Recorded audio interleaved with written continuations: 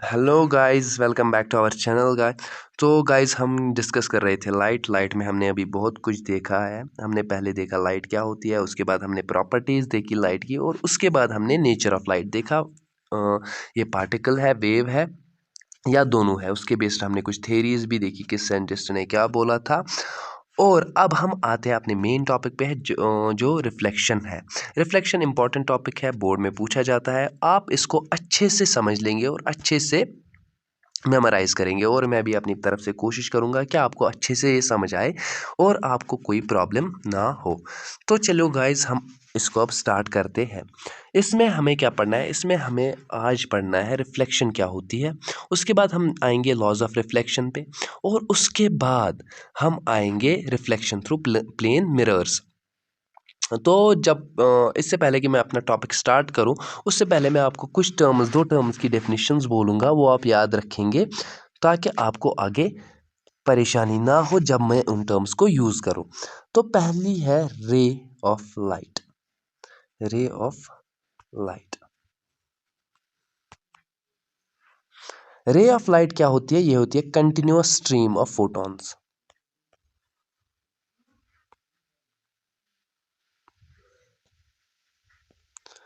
Continuous stream of photons. तो ray of light क्या होती है? Continuous stream of photons. इसको हम डिनोट करते हैं एरो से, पॉइंटेड टूवर्ड्स, जहाँ पर हम इसको इंसिडेंट करते हैं। और दूसरी होती है बीम ऑफ लाइट।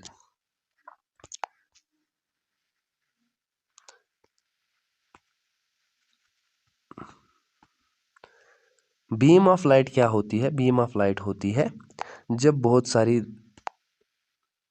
सारी रेज मिलके बीम ऑफ लाइट बनाती है। तो ये बीम ऑफ लाइट को हम ऐसे डिनोट करते हैं, ये आपको याद रहेगा। और इसके बाद है incident reflected ray. Incident ray, reflected ray, normal. Incident रे क्या होती है? इंसिडेंट रे इंसिडेंट रे होती है जो हम किसी ऑब्जेक्ट जब हम किसी ऑब्जेक्ट के ऊपर लाइट इंसिडेंट या लाइट इमिट करते हैं। जब हम किसी ऑब्जेक्ट पर लाइट इमिट करते हैं, मान लो ये कोई ऑब्जेक्ट है, इस पे हमने ये लाइट इमिट की, और इस वाली रे, अगर हम इस बीम में से एक रे निकाले, उसको बोलते हैं इंसिडेंट रे, डिनोट करते हैं हाय यार। और जो अब वापस आएगी, रिफ्लेक्ट होके वापस आएगी, उसको बोलते हैं रिफ्लेक्टेड रे। और जो ये हम इमेजिनरी लाइन ड्रॉ करते हैं जो कि सरफेस के साथ परपेंडिकुलर होती है, ये सरफेस है, इसके साथ ये 90 डिग्री बनाती है, इसको हम बोलते हैं नॉर्मल। ये इमेजिनरी लाइन होती है, ये हम कहीं पर भी ड्रॉ कर सकते हैं, यहाँ पर भी ड्रॉ कर सकते हैं, यहाँ पर भी ड्रॉ कर सकते हैं, यहाँ। लेकिन इसकी एक कंडीशन है, सरफेस के साथ ये परपेंडिकुलर होनी चाहिए, और ये हम कहीं पे भी ड्रॉ कर सकते हैं। ये कुछ डेफिनेशंस थी, कुछ टर्म्स थी, जिनकी डेफिनेशंस मैंने आपको बोली। और अब हम स्टार्ट करते हैं अपना रियल टॉपिक, जो है रिफ्लेक्शन। तो रिफ्लेक्शन रिफ्लेक्शन क्या होता है? रिफ्लेक्शन एक फिनोमेना है, और इसकी डेफिनेशन, सिंपल डेफिनेशन जो है, that is bouncing back of light. Bouncing back of light.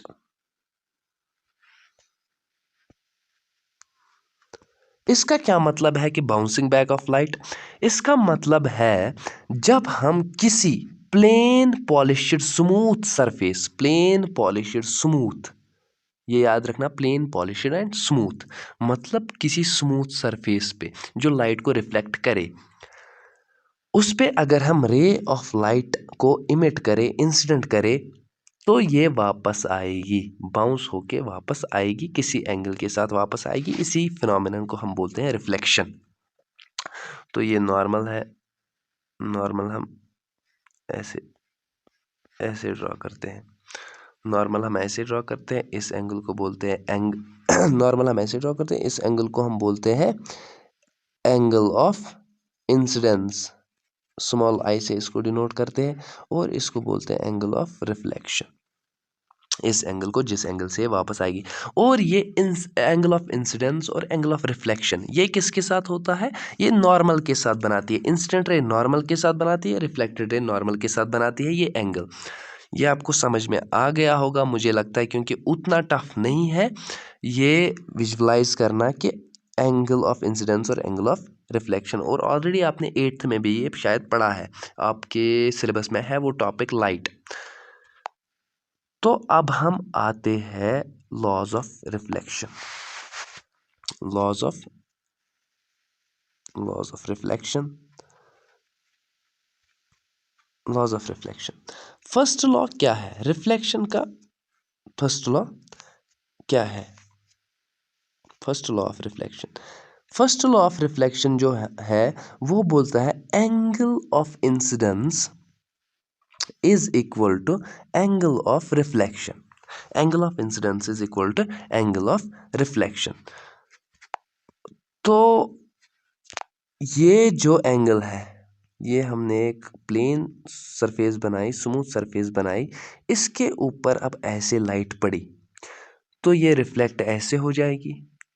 अगर हम इस सरफेस जहाँ पर ये इंसिडेंट हो रही है उधर इस सरफेस पे हम एक नॉर्मल ड्रॉ करें, नॉर्मल मैंने अभी आपको बोला ये वो लाइन है जो इमेजिनरी लाइन, जो सरफेस, जिस सरफेस पे हम लाइट को इंसिडेंट करते हैं उस सरफेस के साथ 90 डिग्री एंगल ये बनाती है। ये देखो ये बना रही है 90 डिग्री एंगल।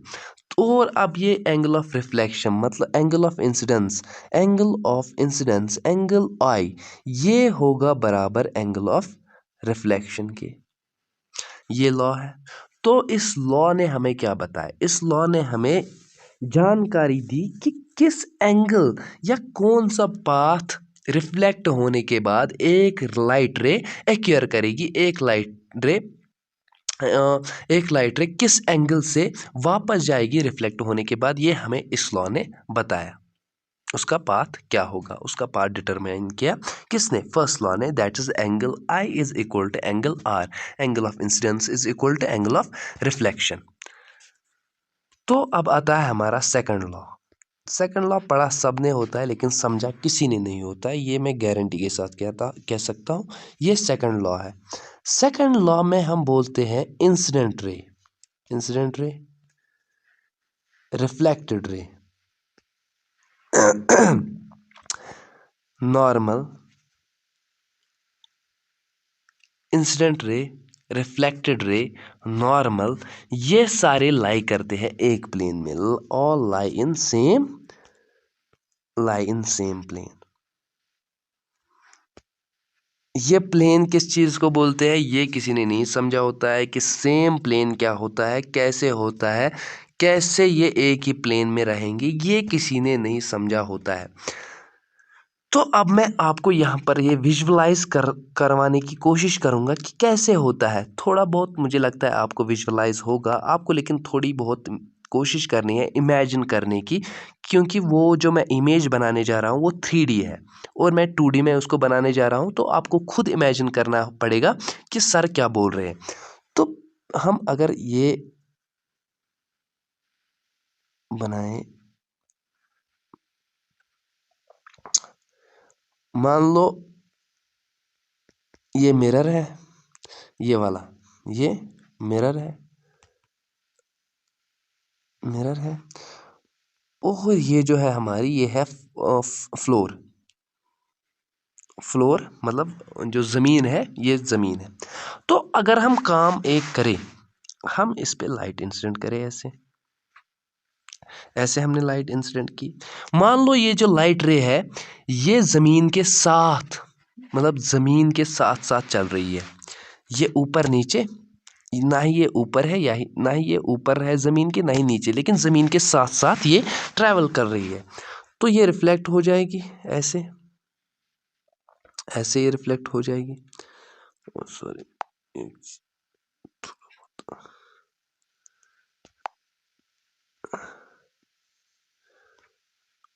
हमने इंसिडेंट रे को ऐसे इंसिडेंट किया और अब ये रिफ्लेक्ट होके वापस ऐसे आएगी।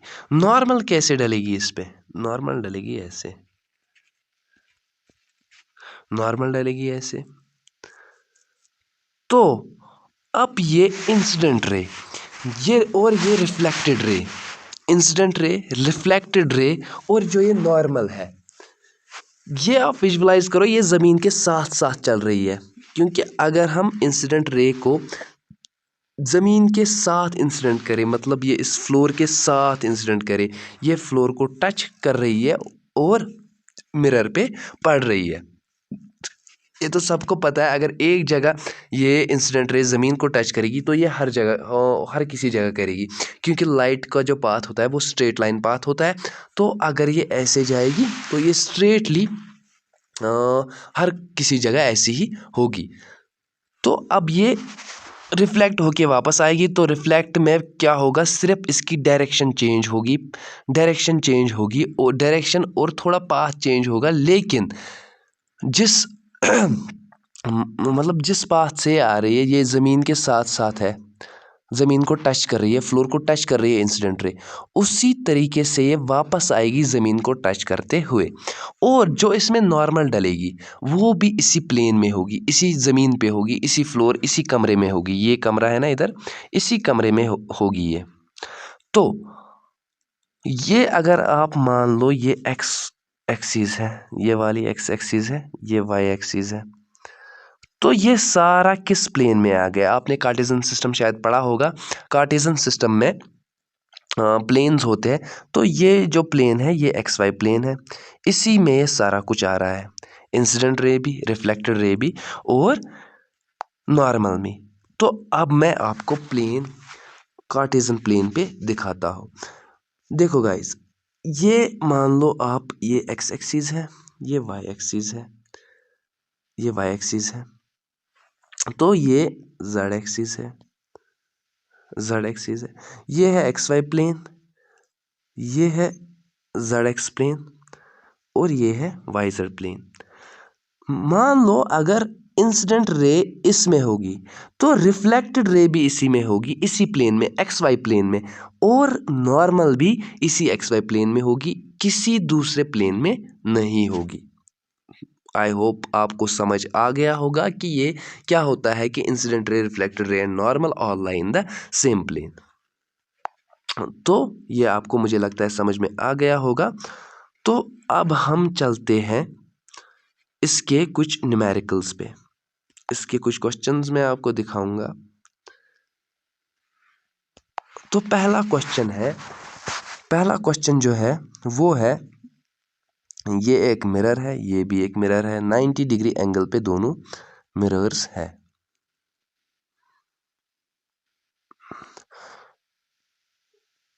तो पहला क्वेश्चन ऐसे है, ये इंसिडेंट रे इस पे इंसिडेंट हो गई और ये नॉर्मल है, ये नॉर्मल के साथ 60 डिग्री एंगल बनाता है और ये रिफ्लेक्ट हो जाती है ऐसे, रिफ्लेक्ट हो जाती है ऐसे, इस पे पड़ती है और ऐसे रिफ्लेक्ट हो जाती है। आपको बोलना है जो इधर जो एंगल होगा, एंगल ऑफ रिफ्लेक्शन थीटा, वो क्या होगा। आपको ये थीटा निकालना है। थीटा, मैं क्या लिख रहा हूँ, एंगल इक्वल टू थीटा, आपको ये थीटा निकालना है।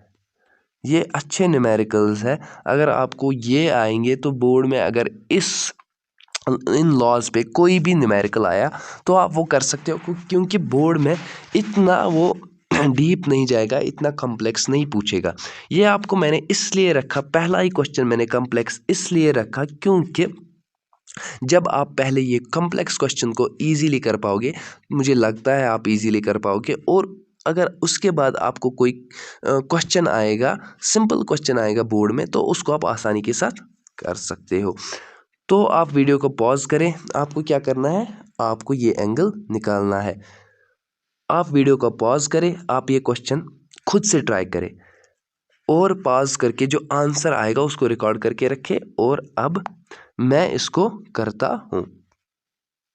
देखो, ये ऐसे है, ये ऐसे फिगर है, ये 60 है, तो ये कितना होगा, ये वाला एंगल भी 60 होगा। इसको थोड़ा बड़ा बनाएंगे तो आपको अच्छे से समझ में आ जाएगा।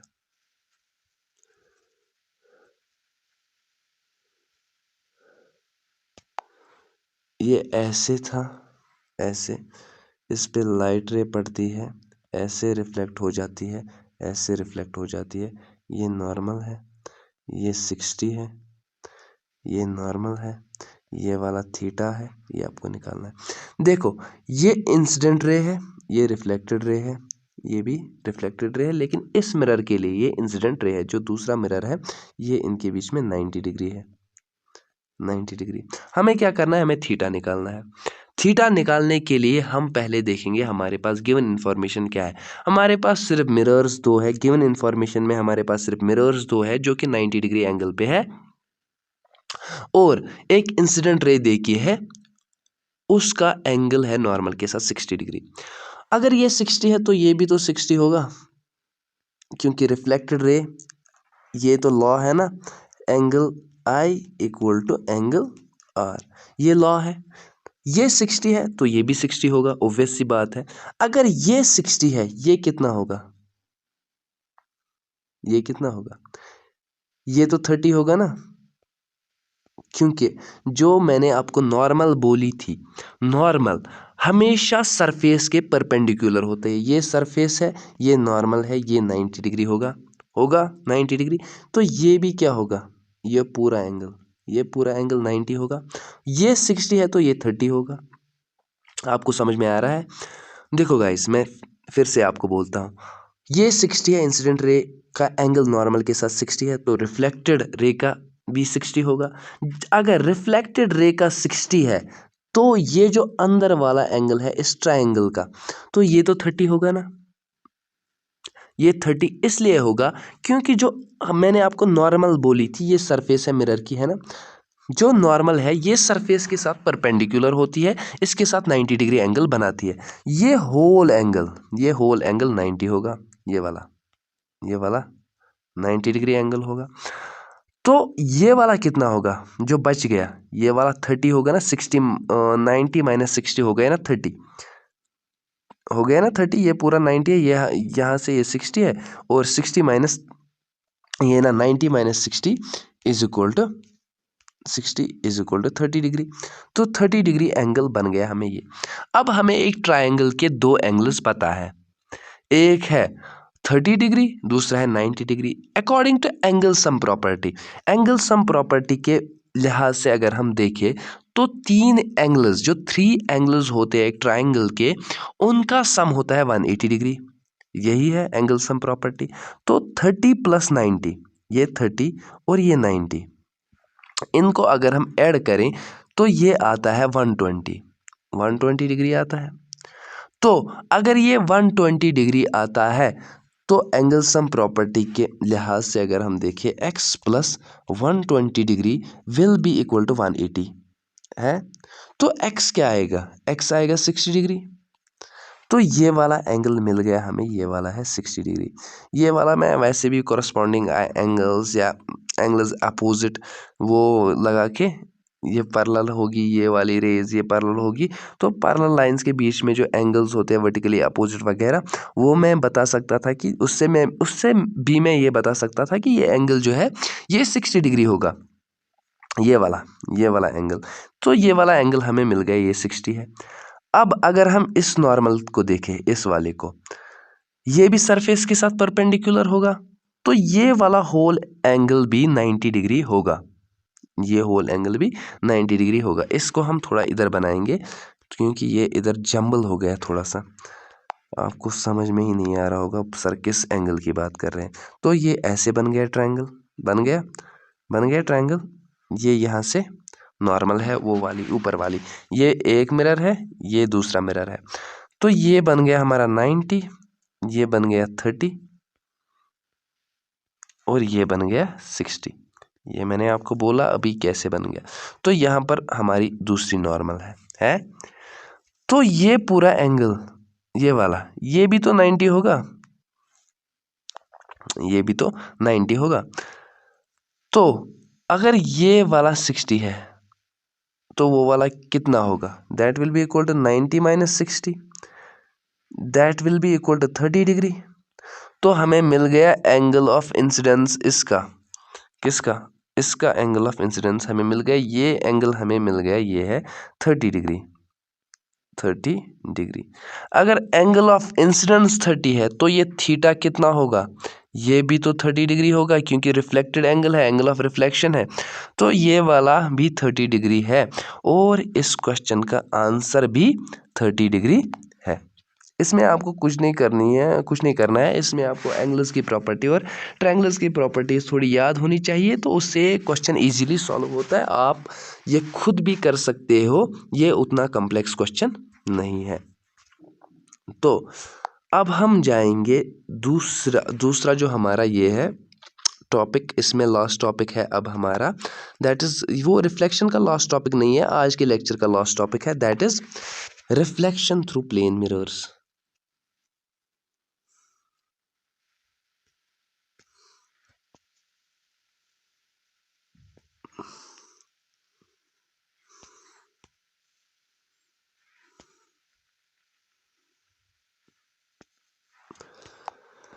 Reflection through plane mirrors. Plane mirror सबने देखा होगा, घर में होता है, हर किसी के पास होता है। तो इसमें एक क्वेश्चन पूछा जाता है, that is nature of image made by the plane mirror. देखो प्लेन मिरर जो है ये क्या करता है, मान लो ये प्लेन मिरर है, यहाँ कोई ऑब्जेक्ट है, ये डिस्टेंस है ऑब्जेक्ट्स के बीच में, डिस्टेंस है ऑब्जेक्ट और मिरर के बीच में। तो जब ये इमेज बनाएगा, ये इमेज भी उसी डिस्टेंस पे होगी यहाँ से, मतलब ये डिस्टेंस और ये डिस्टेंस सेम होगी और यहाँ पर इमेज बनेगी। इमेज कैसी बनेगी, इमेज बनेगी सेम साइज होगा इमेज का, जितना बड़ा ऑब्जेक्ट होगा उतनी बड़ी इमेज होगी, उतनी बड़ी इमेज होगी। सेकेंडली इसमें क्या होता है, प्लेन मिरर में क्या होता है, प्लेन मिरर में दूसरी चीज होती है, दैट इज इन्वर्जन। इन्वर्जन क्या होता है, मतलब अगर आप यहाँ पर ऐसे बी है इधर, तो इधर क्या बनेगा, इधर ऐसा भी बनेगा, यह है लेटरल, इसको लेटरल इन्वर्जन बोलते हैं। और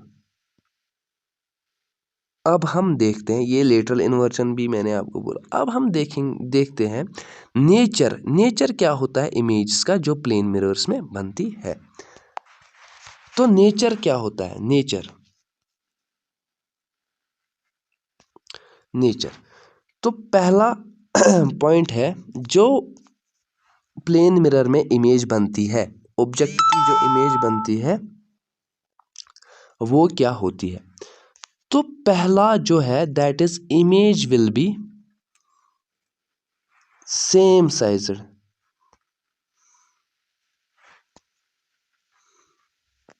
मतलब जो ऑब्जेक्ट का साइज होगा वही साइज इमेज का भी होगा।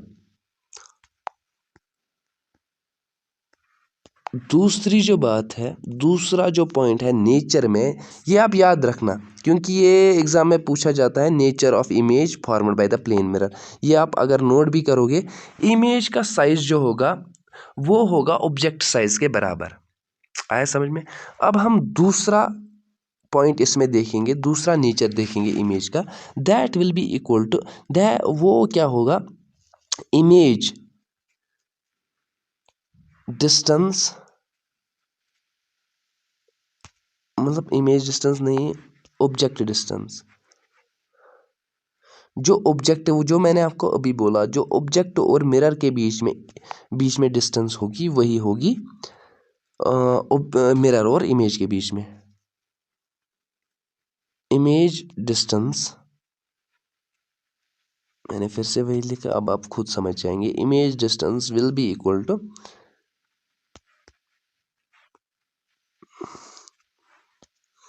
Object distance, object distance. तीसरा पॉइंट इसमें क्या है, तीसरा पॉइंट इसमें है कि जो इमेज बनेगी, इमेज जो बनेगी वो वर्चुअल होगी। ये इमेज है,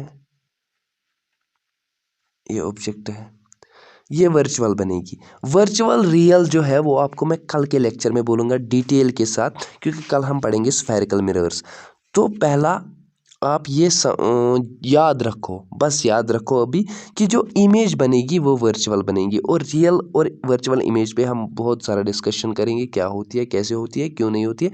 आप सिंपल रखो अभी याद, जो रियल ना हो उसको वर्चुअल बोलते हैं, रियल इमेज जो ना हो उसको वर्चुअल बोलते हैं, ये आप अभी याद रखो। तो तीसरा पॉइंट जो है, इमेज जो है वो क्या होगी, वो वर्चुअल होगी, वर्चुअल होगी। चौथा पॉइंट इसमें जो है, चौथा पॉइंट है, इमेज जो होगी वो इरेक्ट होगी। इरेक्ट, इरेक्ट मतलब खड़ी। अगर आपने ऐसे वन लिखा, उधर से भी वन आएगा, लेकिन उधर से भी खड़ा वन आएगा। मतलब अगर आपका सर ऊपर की तरफ है तो इमेज में भी आपका सर ऊपर की तरफ ही होगा, ना कि टांगे। कभी आपने देखा है अगर कोई खड़ा रहता है मिरर के सामने, उसकी टांगे ऊपर की तरफ होती है, सर नीचे की तरफ, ये नहीं होता है, इरेक्ट होती है। ये नेचर है इमेज का। कभी कभी आपको इन्वर्टेड इमेजेस भी बनेंगी, वो स्फेरिकल, शायद स्फेरिकल मिरर्स में भी बनती है और लेंसेज में भी बनती है, वो हमें आगे पढ़ना है। तो प्लेन मिरर में ऐसा नहीं होता है, प्लेन मिरर में जो इमेज होती है वो इरेक्ट होती है। तो उसके बाद जो अगला पॉइंट है और लास्ट पॉइंट है इसका, दैट इज जो इमेज होगी उसका लेटरल इन्वर्जन होगा, लेटरली इन्वर्टेड इमेज बनेगी इसमें, इन्वर्टेड इमेज बनेगी इसमें। लेटरली इन्वर्टेड, इसका मैंने आपको मतलब समझा दिया है कि लेटरली इन्वर्टेड क्या होती है। लेटरली इन्वर्टेड का मतलब होता है, अगर आप प्लेन मिरर के सामने, ये प्लेन मिरर है, ये प्लेन मिरर है, अगर आप इसके सामने ऐसे भी बनाओगे वो ऐसा आएगा, ये lateral inversion. Lateral inversion simply, अगर आप मिरर के सामने लेफ्ट हैंड उठाओगे तो मिरर में आपको दिखेगा कि मैं राइट हैंड उठा रहा हूँ। अगर आप राइट हैंड उठाओगे तो मिरर में आपको दिखेगा कि मैं लेफ्ट हैंड उठा रहा हूँ। यही होता है लेटरल इन्वर्जन। तो अब इसमें इतना ही था प्लेन मिरर में, रिफ्लेक्शन थ्रू प्लेन मिरर, इसमें ज़्यादा नहीं है। तो इसके ऊपर, इसके बेस्ड हम एक न्यूमेरिकल करेंगे, कम्प्लेक्स न्यूमेरिकल होगा, उसकी मैं आपको फॉर्मूला भी दूंगा, वो आपको आगे 12th में काम आएगी और आपको उन जैसे क्वेश्चंस को करने में मज़ा आएगा। तो देखो, और वो पूछे भी जाते हैं नीट वगैरह में, वैसे क्वेश्चंस पूछे जाते हैं। अब बेसिक बेसिक पूछा जाता है, अब नीट में उतना कम्प्लेक्स नहीं पूछा जाता है, इसलिए मेरिट भी बहुत ज़्यादा हाई हो जाता है। तो ये एक प्लेन मिरर है, ये एक प्लेन मिरर है, ऐसा है। प्लेन मिरर्स के बीच में एंगल जो है दैट्स 90 डिग्री, और यहाँ पर हमने ऑब्जेक्ट एक रखा है। आपको बोलना है इसकी कितनी इमेजेस बनेंगी। आप ट्राई करो, इमेजिन करो कितनी इमेजेस बनेंगी, पॉज करके, और आंसर रिकॉर्ड करना। अब मैं इस क्वेश्चन को करने जा रहा हूँ। इस क्वेश्चन का सिंपल आंसर है, इसकी 3 इमेज बनेंगी। एक तो बनेगी ऐसे, ऐसे रिफ्लेक्ट होगी, और इसका जो डिस्टेंस होगा वो बराबर होगा उतना ही जितना कि ऊपर ऑब्जेक्ट डिस्टेंस है, इतना डिस्टेंस होगा, और यहाँ से भी उतना ही डिस्टेंस होगा, यहाँ पर ऑब्जेक्ट बनेगा। तो ये हो गई 2। सर अब ये तीसरी कहाँ बनेगी? तीसरी बनेगी यहाँ, जितना वो डिस्टेंस उतना इसका भी डिस्टेंस, ये 3 इमेजेस बनेगी। और इसका फॉर्मूला क्या है? इसका फॉर्मूला है 360 degree, 360 divided by theta -1। Theta इधर क्या होता है? थीटा मेन जो पॉइंट है दैट्स थीटा। थीटा जो होता है, theta is equal to angle between mirrors, ये आप याद रखना। थीटा जो है दैट्स एंगल बिटवीन मिरर्स। तो यह आप याद रखना। अगर हम इस फॉर्मूला को यहाँ पर अप्लाई करेंगे, वो है 360, मिरर्स के बीच में एंगल क्या है 90 -1। तो अगर हम इस फॉर्मूला 0 से 0, 9 4 ज़ार 36, तो ये क्या आएगा, that will be equal to 4 -1, तो ये आएगा 3 इमेज। वो हमको मैंने विजुअलाइज करके भी दी कि कैसे बनेगी। तो आप इसको घर में ट्राई करना। अगर किसी को और क्वेश्चंस मिले इसके बेस्ड तो वो खुद से ट्राई करना, that will be the best thing. और इस लेक्चर को आप मेमोराइज़ करेंगे, अच्छे से समझेंगे। मैंने अपनी तरफ से पूरी कोशिश की कि मैं आपको पूरी तरीके से समझाऊं कि इस रिफ्लेक्शन क्या होता है, लॉज ऑफ रिफ्लेक्शन में क्या होता है और प्लेन मिरर्स के थ्रू कैसे रिफ्लेक्शन होती है। तो ये बोर्ड में पूछा जाता है रिफ्लेक्शन, लॉज ऑफ रिफ्लेक्शन, उसके बेस्ड कुछ न्यूमेरिकल्स आएंगे, सीबीएसई में आते हैं। तो ये क्वेश्चन जो है ये सीबीएसई में आते हैं। तो अगर आप देखो, अगर आप अच्छे से समझोगे, इस लेक्चर को अच्छे से मेमोराइज़ करोगे तो आपको कोई प्रॉब्लम नहीं होगी। मैंने भी अपनी तरफ से पूरी कोशिश की आपको समझाने की। तो थैंक यू गाइज, आज के लिए इतना काफ़ी है। तो कल हम स्टार्ट करेंगे रिफ्लेक्शन थ्रू स्फेरिकल मिरर्स, वो हम कल देखेंगे। और उसमें हम देखेंगे केसेस, इमेज ट्रेसिंग के केसेस देखेंगे, इमेज फॉर्मेशन कैसे होती है वो वगैरह। उसमें आपको टर्म्स बहुत सारी है वो समझानी है। उसमें कम से कम 3 लेक्चर्स लगेंगे और 3 लेक्चर्स में वो कंप्लीट हो जाएगा। तो आप तब तक पढ़ते रहो, अच्छे से समझते रहो। और एम है हमारा जो इस रहबर सीरीज़ में जो भी बच्चा है, जो भी बच्चा पढ़ने आता है, उसको कोई प्रॉब्लम ना होनी चाहिए बोर्ड में। वो अच्छे से मार्क्स स्कोर करना चाहिए। और 11th 12th में भी उतनी प्रॉब्लम, जो ये चैप्टर्स है जो आपके 10th में चैप्टर्स है और ये ही चैप्टर्स फिर 11th 12th में भी है थोड़े थोड़े, उसमें आपको प्रॉब्लम ना हो, उतनी प्रॉब्लम ना हो। क्योंकि जब अपलिफ्ट होता है, पहले लेक्चर में शायद मैंने आपको ये बोला है, जब अपलिफ्ट होता है 10th से 11th तो थोड़ी बहुत प्रॉब्लम हो जाती है। और हमारी यही कोशिश है कि वो प्रॉब्लम जो हमने फेस की थी आपको ना हो। तो हम अपनी तरफ से पूरी कोशिश करेंगे आपको समझाने के लिए। बाकी चैनल को सब्सक्राइब कर लेना और वीडियो को लाइक कर देना अगर पसंद आए तो। Okay bye guys, thank you.